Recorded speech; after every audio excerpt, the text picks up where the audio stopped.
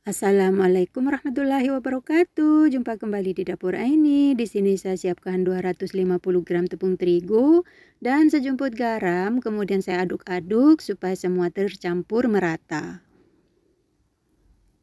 Kemudian saya tambahkan 125 ml susu cair. Kemudian saya tambahkan 1 sendok makan gula pasir. Jangan terlalu manis ya, teman-teman. Di sini saya akan membuat pizza yang super simple dan mudah.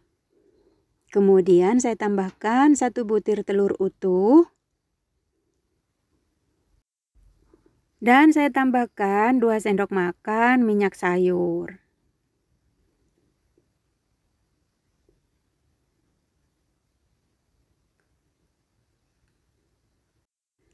Dan saya tambahkan juga 1 sendok teh vernipan.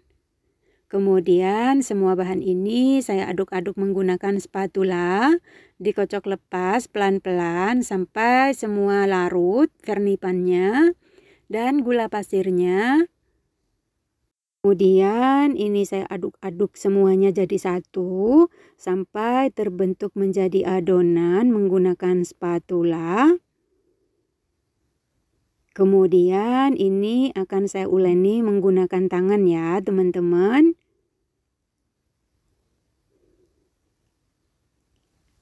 Caranya sangat mudah dan simpel banget. Kemudian ini akan saya uleni menggunakan tangan. Dan tangan saya sudah saya cuci bersih ya, teman-teman, untuk menguleninya supaya lebih maksimal. Terus diremas-remas, diuleni sampai terbentuk menjadi adonan. Seperti ini, teman-teman. Di sini saya akan membuat pizza yang super simple. Suasana masih lebaran, teman-teman. Minal aidin, mohon maaf lahir dan batin. Semoga kita selalu diberi kesehatan dan panjang umur, bisa berjumpa kembali dengan bulan puasa tahun depan. Amin ya rabbal alamin. Terus diuleni sampai benar-benar terbentuk menjadi adonan ya, teman-teman, seperti ini. Kemudian ini akan saya bagi ya, teman-teman. Dan di meja kerja saya taburi dengan tepung terigu tipis-tipis. Dan saya letakkan adonannya. Kemudian ini adonannya saya bagi menjadi beberapa bagian. Karena suasana masih suasana lebaran, masih pada bosen makan rendang ayam dan rendang daging, semua pada minta pizza, teman-teman. Kebetulan ada tepung terigu sama keju, jadi saya membuatnya yang super simple aja. Nah, dibagi menjadi 8 bagian ya, teman-teman. Untuk kebesarannya disesuaikan dengan selera masing-masing ya, teman-teman. Kemudian saya ambil satu adonannya dan saya cubit-cubit dan dironding seperti ini. Kali ini saya akan membuat pizza yang crispy, teman-teman. Tapi tidak kering ya, teman-teman. Cuman kali ini saya tidak membuat pizza gembul seperti biasanya. Simak videonya sampai selesai ya, teman-teman. Caranya sangat mudah dan simple banget.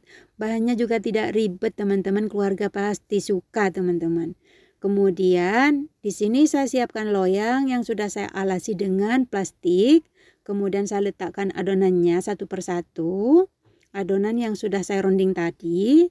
Kemudian ini akan saya istirahatkan ya, teman-teman. Ini saya tutup. Saya istirahatkan 10-15 menit supaya adonannya lebih lembut. Dan setelah 15 menit, ini dia teman-teman, adonannya cantik banget tuh, teman-teman, lembut ya. Kemudian di meja kerja saya taburi lagi dengan tepung terigu tipis-tipis dan saya ambil satu adonannya. Kemudian saya pipihkan. Jangan terlalu tipis juga jangan terlalu tebal ya, teman-teman. Disesuaikan dengan selera masing-masing. Diberi tepung terigu secukupnya supaya tidak lengket di tangan ya, teman-teman. Tapi jangan terlalu penuh supaya adonannya tidak bantat dan tidak mati. Nah, seperti ini ya, teman-teman. Lihat, kurang lebih setengah sentimeter ya, teman-teman, ketebalannya. Tapi kalau teman-teman mau membuat yang gembul boleh disesuaikan. Tapi kali ini saya membuat yang lebih crispy. Saya sudah sering membuat pizza yang gembul ya teman-teman. Nah seperti ini hasilnya. Kemudian saya lakukan satu lagi. Prosesnya juga sama. Nah seperti ini teman-teman. Dipipihkan sampai semua selesai.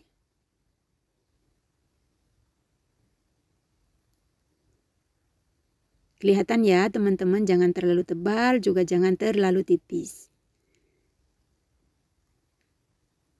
Nah seperti ini.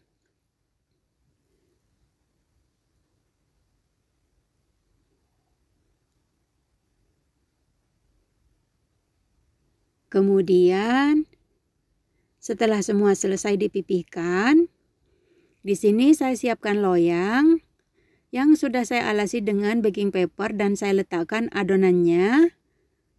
Nah, seperti ini. Kemudian di sini saya siapkan 1 butir telur utuh dan dikocok lepas. Jadi kali ini saya tidak menggunakan saus tomat ya, teman-teman, untuk mengolesi adonannya. Saya menggunakan 1 butir telur dikocok lepas. Kemudian saya olesi dengan telur secukupnya. Jika teman-teman mau lebih banyak boleh teman-teman disesuaikan ya. Disesuaikan dengan selera masing-masing. Lebih banyak telurnya juga lebih enak teman-teman. Tapi saya memberi secukupnya saja. Nah seperti ini.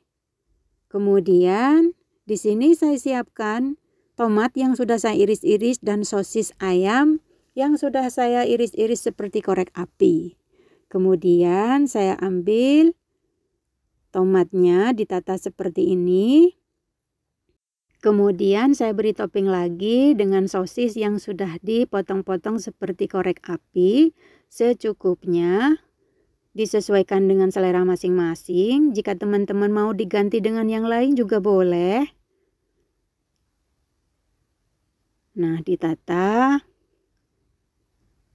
seperti ini. Kemudian setelah selesai diberi keju. Di sini saya menggunakan keju parmesan karena saya lagi stoknya habis. Keju mozzarellanya adanya keju parmesan, jadi saya memberinya topping kejunya keju parmesan teman-teman. Rasanya juga tetap enak, cuman tidak begitu melar teman-teman, tidak seperti keju mozzarella. Secukupnya teman-teman, lebih banyak kejunya juga lebih enak teman-teman, cuman agak mahal kejunya. Nah seperti ini, jadi kita bisa membuat sendiri di rumah teman-teman. Ini kalau di luaran sana mahal. Dan saya coba satu lagi, prosesnya juga sama. Ini saya ambil loyang dan saya alasi dengan baking paper. Kemudian saya letakkan adonannya. Dan saya beri olesan telur secukupnya saja. Dengan menunggu proses ini, saya sudah menyalakan api kompor untuk memanggangnya. Dan seperti biasanya pemanggang saya ya teman-teman sudah saya siapkan. Dan sudah dinyalakan api kompornya. Kemudian ini saya beri topping. Tomat secukupnya, disesuaikan ya teman-teman. Jika teman-teman mau mengganti juga boleh. Kemudian diberi topping sosis secukupnya. Untuk yang baru bergabung dan baru menemukan channel ini, jangan lupa dukung channel kami dengan cara subscribe, komen, like, dan share, serta nyalakan tombol notifikasinya agar tidak ketinggalan video terbaru dari kami. Terima kasih. Dan setelah selesai, kemudian diberi topping keju parmesan ya teman-teman. Nah seperti ini teman-teman, diberi topping keju secukupnya. Dan seperti biasanya, sambil menunggu proses ini, pemanggang saya sudah saya siapkan dan sudah saya nyalakan api kompornya. Kemudian saya buka tutupnya. Dan saya letakkan adonannya yang sudah saya siapkan, kemudian saya tutup dan saya panggang sampai matang 15-17 menit dengan api sedang cenderung kecil. Dan setelah 17 menit, ini dia teman-teman, saya buka tutupnya. Hasilnya seperti apa? Nah, ini dia teman-teman, hasilnya cantik banget. Ini saya angkat dan saya panggang menggunakan air fryer. Bagian atasnya belum sempurna ya teman-teman. Kemudian saya coba satu lagi, loyang yang kedua. Nih prosesnya juga sama. Dipanggang sampai matang.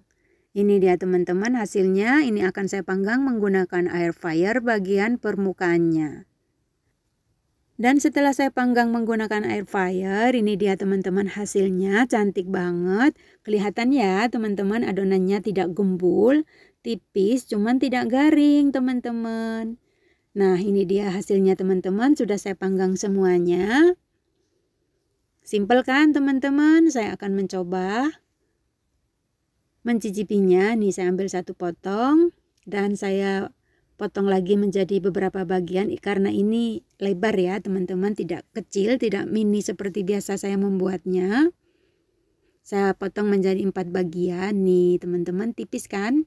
Kelihatan dan tidak garing teman-teman, tetap lembut. Nih, bismillahirrahmanirrahim. Gurih banget teman-teman, recommended banget. Mantep pokoknya, pasti nih keluarga suka teman-teman. Nah, ini dia teman-teman resep saya hari ini. Terima kasih yang sudah hadir dan yang sudah menonton. Selamat mencoba. Semoga bermanfaat, semoga menjadi inspirasi ibu-ibu di rumah. Salam sehat selalu, salam sejahtera. Sampai jumpa di video saya selanjutnya. Assalamualaikum warahmatullahi wabarakatuh.